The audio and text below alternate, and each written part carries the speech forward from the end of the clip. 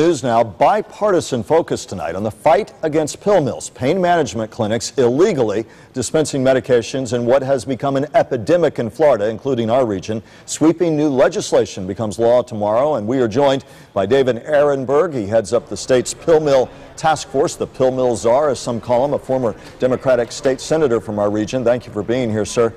As we look at this becoming law now, talk again about all of the resources you want to bring together to try and make a real dent in these illegal pill mills that have not only caused havoc in Florida, but also from people coming in here out of state to buy pain pills illegally. Yeah, Florida is the pill mill capital of the country. People come down here to buy their drugs, they go sell it, they use them, and it creates a rise in crime. 7 people a day die from this. There are now more pain clinics in Florida than there are McDonald's in Florida. So this is an epidemic that's been going on for far too long. Finally, this year we passed a comprehensive bill that'll get tough on the pain clinics. I think you're going to start to see a reduction in their numbers.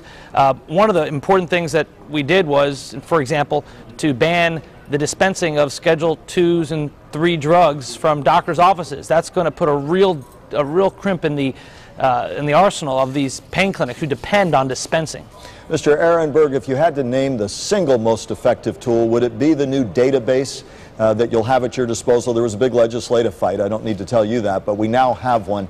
If that is the biggest tool, how do you see it making a big impact? Yeah, I think it will be, Michael, because 48 states now have passed a database, but it's not that effective if everyone from other states can just come down to Florida.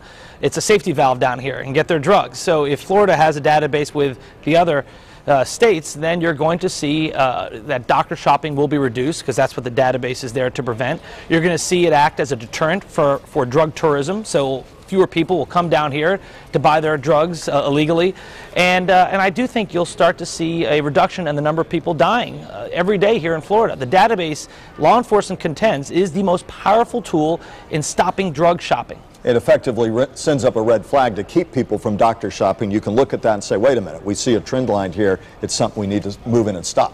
Well, right now, if a law enforcement officer wants to investigate, he or she has to go to every pharmacy individually. It takes months' worth of work. If you have a database, it takes hours. David Aronberg, head of the Florida Drug Task Force. It is an effort we will be watching closely as you and your folks get that fully underway beginning tomorrow. Thanks again for taking time to join us. Thank you, Michael.